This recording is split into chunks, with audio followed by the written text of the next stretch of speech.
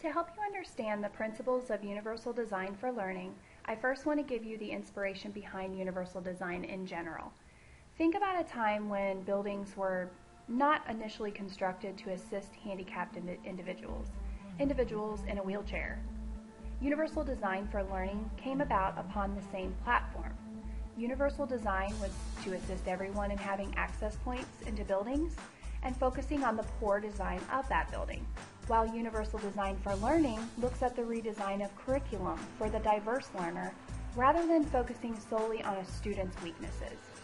Architects became more aware of this poor design and began implementing the updated designs for all new buildings. These buildings then became not only accessible to wheelchair users, but also people with strollers and shopping carts. Universal design is such a benefit to everyone.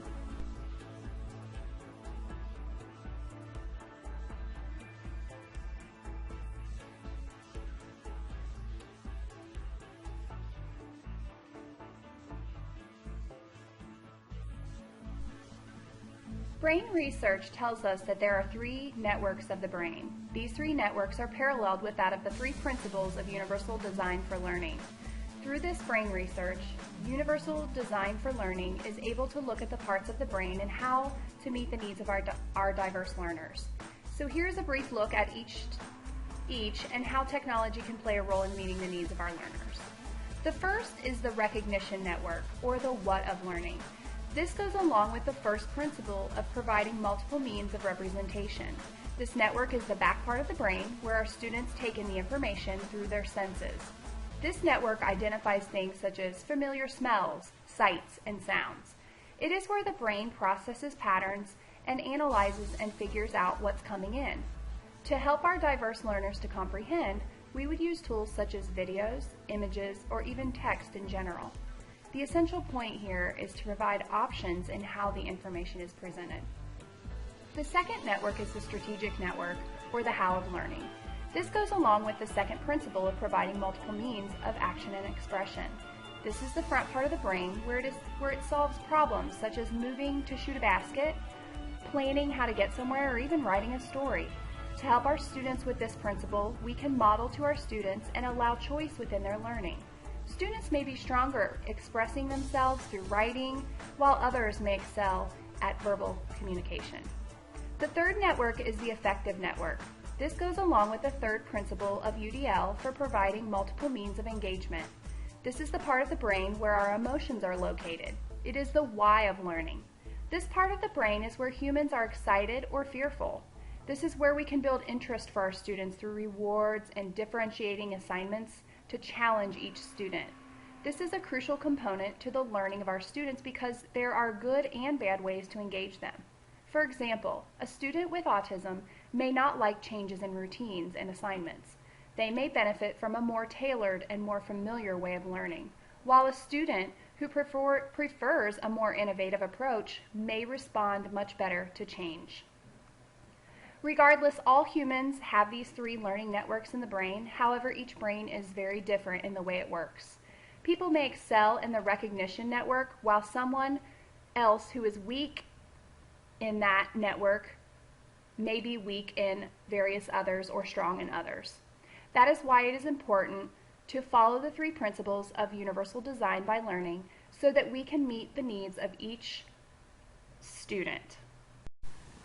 Many of our students come to us from many different backgrounds. Universal design for learning supports cultural, ethnic, and linguistic differences. For example, a student in your classroom may be an English language learner. A teacher may assist this student by providing images along with text and stories and vocabulary.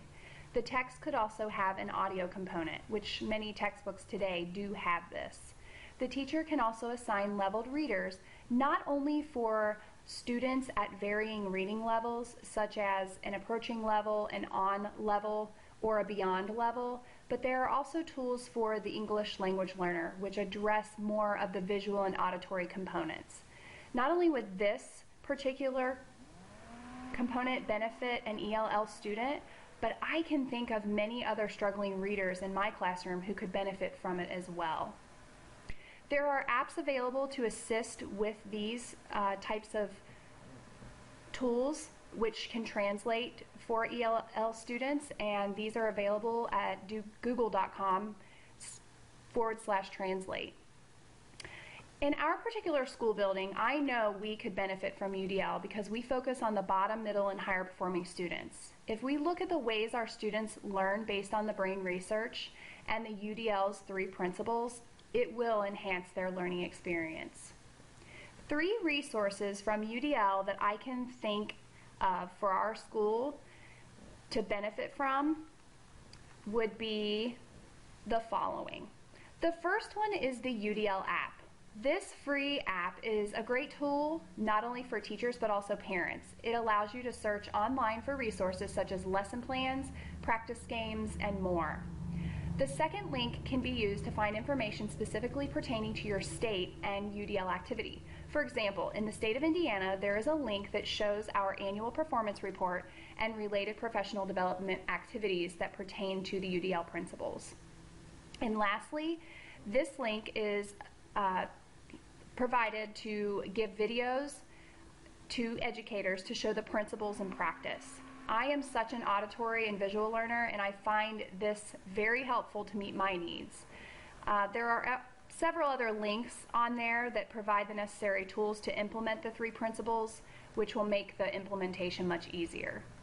Additionally, the UDL CAST site provides 3 ways for us educators to learn. You may choose to read about UDL, watch videos about UDL, or even explore UDL through activities. They even cater to our learning needs as well. So as you can see, there is a wealth of knowledge out there on UDL and how it can benefit our students. I am truly excited to implement these 3 principles in my own classroom, and I hope this video encourages you to do the same.